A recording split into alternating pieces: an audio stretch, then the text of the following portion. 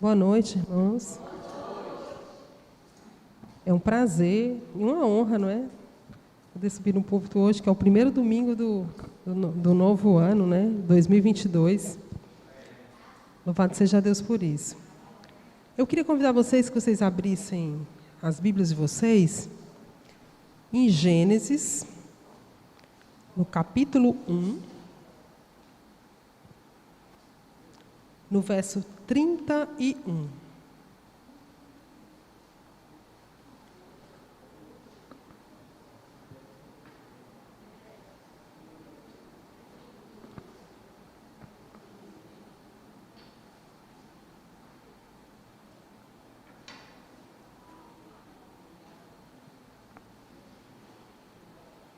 Todos encontraram? Vou fazer uma oração agora, uma breve oração, né? Cada vez que a gente abre a palavra de Deus, é bom a gente fazer uma oração antes. Santo, amado Deus, Pai de infinita bondade, infinita misericórdia, mais uma vez, Senhor, obrigado pelo privilégio de estarmos aqui na Tua casa. Obrigada, Senhor, por mais um ano e obrigada, Senhor, pelo privilégio de ainda termos a Tua palavra nas nossas mãos. Senhor, que não venha falar de mim, mas que eu seja inspirada pelo Teu Santo Espírito. Nos guarda, nos abençoa, abra nossos corações, abre, Senhor, nossos corações e nossas mentes para a mensagem que será falada hoje. É só o Pai que eu te peço e te agradeço, em nome de Jesus, amém. Gênesis, capítulo 1, verso 31. Obrigada.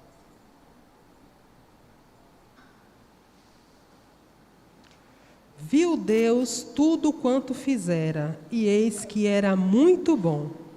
Houve tarde e manhã o sexto dia.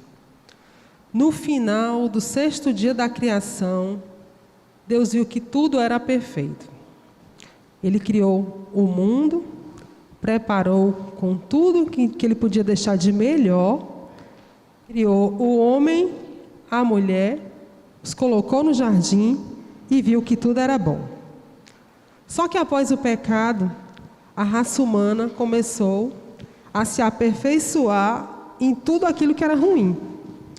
Tudo quanto foi de ruim que o ser humano pôde aprender, ele colocou em prática. Desde o primeiro homicídio, quando Caim matou Abel, Deus começou a advertir o homem. Quando nós vamos olhar no capítulo 4 de Gênesis, do versículo 8 até o 11, a conversa que Deus teve com Caim. Capítulo 4 de Gênesis, do versículo 8 até o 11. Ele disse o seguinte: Disse Caim a Abel, seu irmão, vamos ao campo. Estando eles no campo, sucedeu que ele levantou-se Caim contra Abel, seu irmão, e o matou. E o versículo 9 diz o seguinte: Disse o Senhor a Caim: Onde está Abel, teu irmão? Ele respondeu: Não sei, acaso sou eu tutor do meu irmão? E disse Deus: O que fizera? Deus fez a pergunta para Caim, mas Deus já sabia da resposta. Eu acredito que Deus estivesse ali esperando que Caim refletisse naquilo que ele tinha feito, que Caim se arrependesse. Mas a resposta de Caim não foi essa, né? Caim deu uma resposta bem atrevida para Deus, né? Eu sou o tutor do meu irmão, eu sou responsável pelo meu irmão, e de alguma forma ele era, né? Ele era o irmão mais velho. Nós entendemos que os mais velhos sempre cuidam dos mais novos, né? E às vezes a gente fica perguntando assim, fica pensando, muitas vezes isso continua acontecendo conosco até hoje, né? Muitas vezes a gente se despreocupa, nós negligenciamos os nossos irmãos de sangue, nós negligenciamos os nossos irmãos de fé e nós negligenciamos os nossos irmãos fraternais. A gente sempre fica dizendo assim, eu tenho, e o que eu tenho com isso, né? E o que eu tenho, e qual é o meu problema se tem alguém passando necessidade, ou se tem alguém passando privação, se alguém está afastado da igreja, o que eu tenho com isso? O problema não é meu, né? E o problema é nosso também, porque nós somos uma família. Mateus, no capítulo 25, no versículo 40, Deus nos dá justamente essa resposta. Mateus, capítulo 25.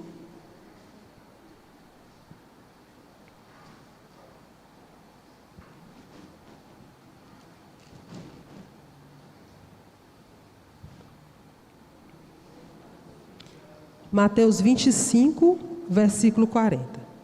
O rei respondendo lhes dirá: em verdade vos afirmo que sempre que fizerdes a um desses meus pequeninos irmãos, a mim o fizeste também. Irmãos, a história da humanidade é repleta de episódios de povos que foram presos, que foram marginalizados, que foram torturados por outros povos. O professor de história que está aqui não vai poder, me deixar negar isso. Ele conhece, ele entende mais do que eu isso. Nós conhecemos, quando alguém que estudou um pouquinho de história, ouviu falar da história dos africanos, como eles sofreram, pessoas que foram tiradas, aprisionadas pelos europeus, levados para outros continentes, né? Esse problema deles durou do século XV até o século XX. Eles continuaram sendo aprisionados e levados para outros povos. O Brasil recebeu muitos escravos aqui. E essas pessoas foram vítimas de sofrimentos absurdos que ninguém pode nem imaginar. Porque quando ele é aprisionado, ele é tirado dele, não é somente a liberdade, não. Também é tirada a dignidade da pessoa. O povo judeu, ele foi protagonista de muitas prisões. Desde os tempos bíblicos, né? Os historiadores dizem que é provável que o aprisionamento dos judeus pelos egípcios tenha acontecido há 1.700 anos antes de Cristo. Foi uma das primeiras vezes que a Bíblia relata, não é? Quando o povo judeu foi levado pelos egípcios. Depois disso vieram os assírios, os babilônicos, os persas, os macedônios, até a época de Cristo, os romanos. Isso sem falar, isso a gente só falando dos tempos bíblicos, né? E o povo judeu continuou sofrendo várias perseguições depois disso. Dos anos de 1939 a 1945, na época da Segunda Guerra Mundial, 6 milhões de judeus foram mortos. Imagina aí, irmãos, o que é 6 milhões de pessoas serem mortas somente por conta da nacionalidade delas. Entre a Alemanha, Polônia e a União Soviética, aconteceu esse grande crime da humanidade, né? Primeiro, essas pessoas perderam seus bens, depois elas foram marginalizadas, perderam a liberdade, passaram por sofrimentos, humilhações, até a morte. Imagina aí, homens, mulheres e crianças. Quando eu passo a pensar nisso, eu fico pensando como é inacreditável a maldade que o ser humano pode carregar nela. Como alguém pode ser tão ruim, tão cruel, a ponto de praticar tantos males contra o ser humano. Agora, se a gente parar para pensar na maldade que aconteceu, Deus também ele sempre preparou pessoas para combater essa maldade. Desde o começo do problema de Israel, a Bíblia nos relata isso também. Quando nós abrimos nossas Bíblias em Êxodo, no capítulo 3,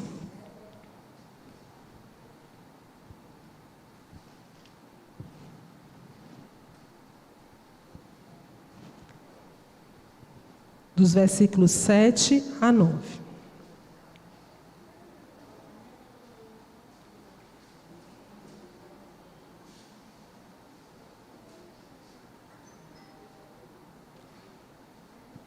Disse ainda o Senhor: certamente vi a aflição do meu povo que está no Egito, e ouvi o seu clamor por causa dos meus exatores.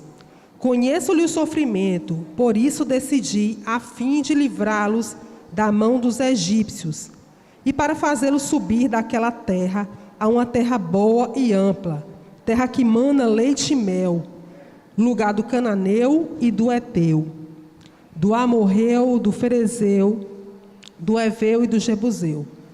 Pois o clamor dos filhos de Israel chegou até mim, e também vejo a opressão do que os egípcios estão oprimindo. Deus não fica de olhos fechados quando Ele vê o sofrimento das pessoas. Nós aqui não entendemos o tempo de Deus, não é?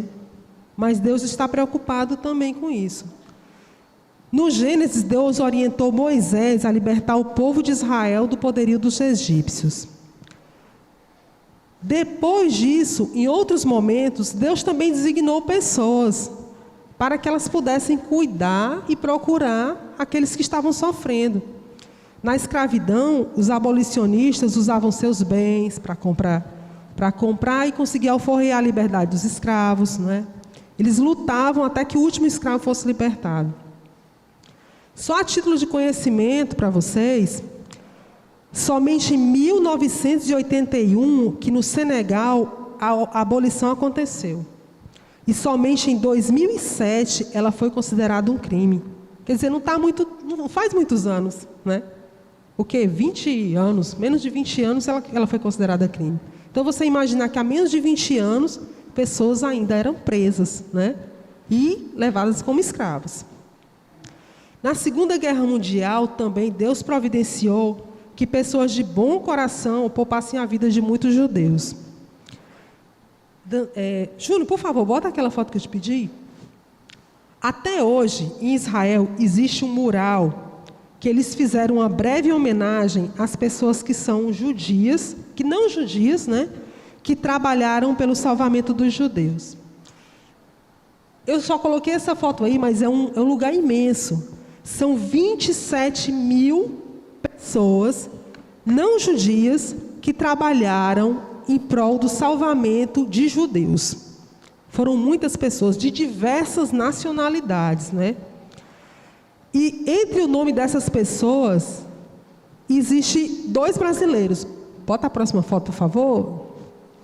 2 brasileirozinhos lá. Dantas Luiz Martins, que ele foi embaixador na época, e o nome dela, Araci de Carvalho, que ela trabalhava numa das embaixadas que o Brasil tinha na Alemanha. Não era só uma embaixada, era mais de uma embaixada que o Brasil tinha. E essas pessoas trabalharam para que muitos judeus pudessem ser transferidos, conseguissem visto para vir até o Brasil, para poderem viver em liberdade aqui e escaparem da morte, que era o principal. Existiu outro também, o nome dele era Oskar Schindler. Ele era alemão, ele era industrial, e ele empregou 1.200 judeus em uma das suas fábricas. Ele comprou a fábrica e disse que a fábrica era para servir, para produzir armas. Deixa que em mais de 5 anos, ele produziu apenas um container de armas só. Então, quer dizer, o tempo todo que ele ficou lá, foi só como uma maneira para proteger aqueles judeus, né?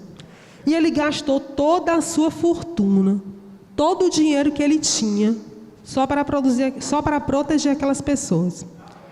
Agora você imagina, irmãos, o que é você proteger alguém que não é seu amigo. Aliás, ele não é nem seu conhecido, ele não é da mesma nacionalidade que você. Agora, o pior do que isso, você pode morrer se você proteger aquela pessoa. Esse mural que existe, ele é chamado de os justos entre as nações. Todas as pessoas que estão nesse mural, elas passaram por uma peneira de 3 requisitos. Elas tiveram que arriscar a própria vida, elas tiveram que arriscar cargo e posição social, e elas tiveram que salvar pessoas. Para você ser considerado justo entre as nações, essas 27 mil pessoas passaram por essa peneira. Agora vamos lá. Jesus Cristo veio a esse mundo e ele se tornou embaixador do céu aqui nesse mundo. Ele veio até esse mundo para pagar o preço por cada um de nós. E cada um de nós que estamos aqui, nós recebemos o visto definitivo de moradores da Nova Jerusalém Celestial. Agora, irmão, nós estamos nesse mundo aqui, não é de passagem. Nós estamos aqui trabalhando como co-embaixadores de Cristo. É isso que nós estamos fazendo aqui.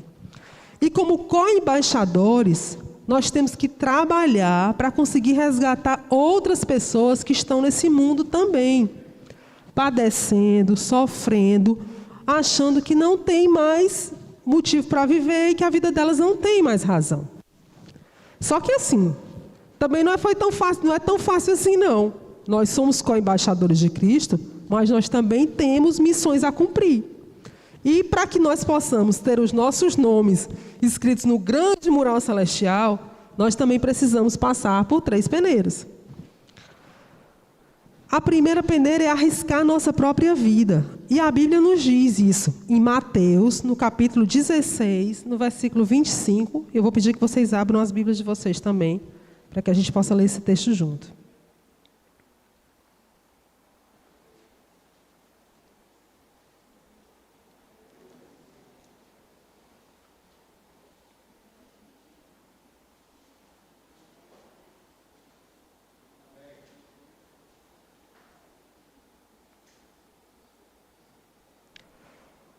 Porquanto, quem quiser salvar a sua vida, perdê-la-á. E quem perder a vida por minha causa, achá-la-á. Esse texto, ele tem 2 conotações para você perder a vida. Ele tem a conotação mesmo da conservação da sua vida, né? Viver ou morrer. Mas o verso 26, ele fala da segunda conotação que ele tem. Porque aproveita o homem se ganhar o mundo inteiro e perder a sua alma? Ou que dará o homem em troca da sua alma? A maneira como nós dedicamos a nossa vida a Cristo, as opções que nós fazemos, as escolhas, também vão fazer diferença. Aqui eu estou mostrando como eu vou mudar a minha vida, a maneira que eu decidi, que eu escolhi viver. O segundo requisito é arriscar o cargo ou a posição social que você tem. E nós vamos abrir nossas Bíblias agora em Lucas, no capítulo 9.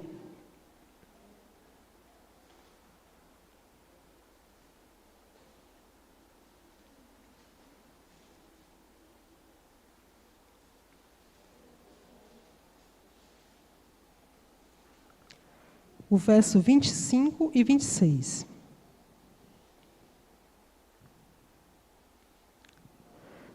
Quem aproveita o homem ganhar o mundo inteiro, se vier a perder, ou ao causar dano a si mesmo? Portanto, qualquer que de mim e das minhas palavras se envergonhar delas, eu me envergonharei diante do Filho, quando vier em sua glória, e ao Pai e dos santos anjos. De nada valerá nossos bens, nossa influência, de nada valerá nosso dinheiro, se não estivermos nos pés de Cristo, se não estivermos sobre a rocha, que é o nosso Senhor Salvador Jesus Cristo. Irmão, essa pandemia, ela mostrou muito isso para a gente, não é? Quantas pessoas vocês conhecem, ou ouviram falar na mídia, ou até que vocês conhecem mesmo pessoalmente, que apesar de todos os bens, dos recursos, dos conhecimentos que tinham, perderam sua vida, né? Então, o único que pode nos manter e nos sustentar é Jesus Cristo. O terceiro requisito, irmãos, está em Marcos, no capítulo 16. O terceiro requisito é salvar pessoas.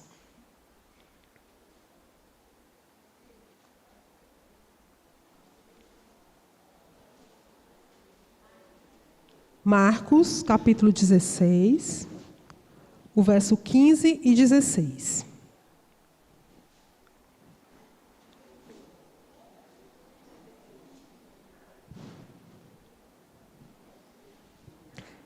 E diz-lhes: ide por todo o mundo e pregai o evangelho a toda criatura. Quem crê e for batizado será salvo. Quem, porém, não crê será condenado. Irmãos, conta a história que na Alemanha nazista, quando as pessoas começaram a tomar conhecimento do que a Dona Araci fazia, porque não era uma coisa explícita, era bem escondido, era no boca a boca. Quem era judeu chegava para o outro e dizia: olha, tem uma mulher lá na embaixada brasileira que ela consegue vistos para o Brasil. E ela dá um jeito lá, se faltar um documento, porque era o seguinte, a embaixada, né, que ela trabalhava, era numa determinada cidade. E ela só podia conseguir visto para quem trabalhasse para quem morasse naquela cidade. As pessoas que eram de outra cidade iam lá conversar com ela. E ela dava um jeito, ela arrumava um documento, ela fazia alguma coisa para que aquela pessoa pudesse ir embora. Só que muitos não acreditavam. Achavam que aquilo era impossível de acontecer. E essas pessoas, o que aconteceu com elas? Elas morreram. A Bíblia fala a mesma coisa. Quem crê e for batizado será salvo. Só que a nossa missão qual é? É falar para as pessoas. Nós temos que contar para o maior número possível de pessoas para que nós possamos conseguir salvar o maior número possível de pessoas. Na Segunda Guerra, muitos homens e mulheres trabalharam para salvar judeus, mesmo arriscando as suas próprias vidas, né? Agora, irmãos, eu vou perguntar para vocês hoje. E o que é que nós estamos fazendo para salvar a vida das pessoas que passam por cada um de nós todos os dias? Todos os dias nós passamos por centenas de pessoas, né? No lugar onde você trabalha, no lugar onde você mora, no seu ciclo de amizade, no colégio, na faculdade. Quantas e quantas pessoas passam por cada um de nós e essas pessoas não conhecem a Cristo? E o que é que nós estamos fazendo?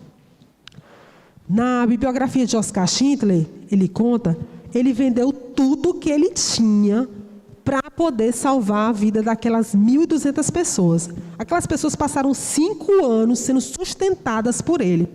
Então ele tinha que vender tudo que ele tinha para conseguir comida, para subornar os alemães, para poder dar dinheiro, para que eles não viessem lá querer matar. Então ele gastou tudo que ele tinha. Depois que tudo isso aconteceu, ele já estava bem velho, foi levado um dia na Alemanha. E fizeram uma grande homenagem para ele. Ele tinha um anel. E ele chorou muito com esse anel na mão. Que ele disse que aquele anel, se ele tivesse vendido, ele tinha conseguido salvar mais alguém. E cada um de nós, eu acredito que são coisas assim que enquanto ele fazia isso, tinha muitas pessoas que não faziam nada. Tinham muitos alemães que ficavam só olhando.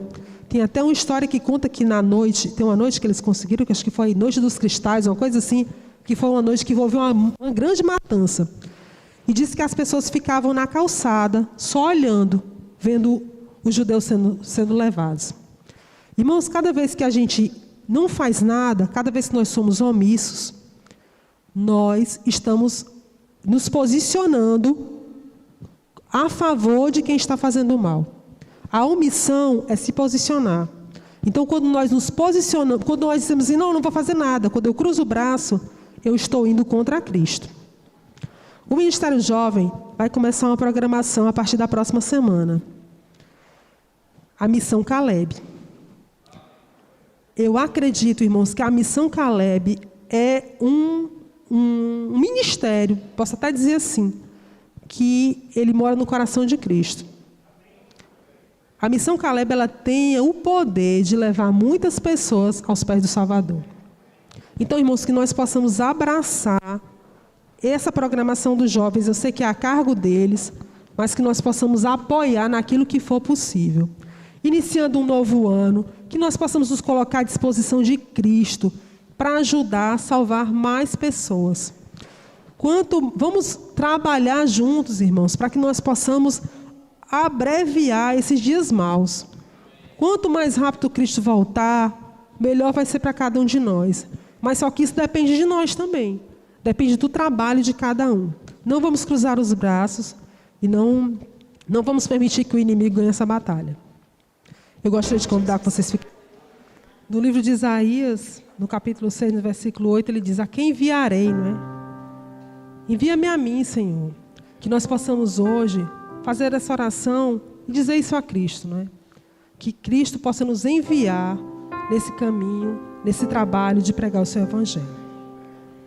Vamos fazer nossa oração. Santo, bendito Deus Pai, de infinita misericórdia.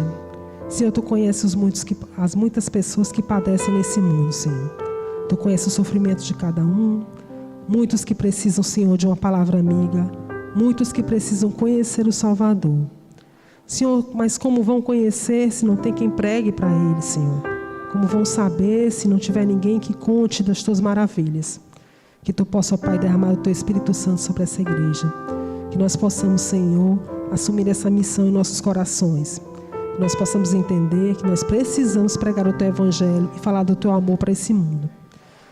Nos guarda, nos abençoa durante essa semana, Senhor. Fica com o teu povo. É só o que eu te peço e te agradeço. Em nome de Jesus, amém.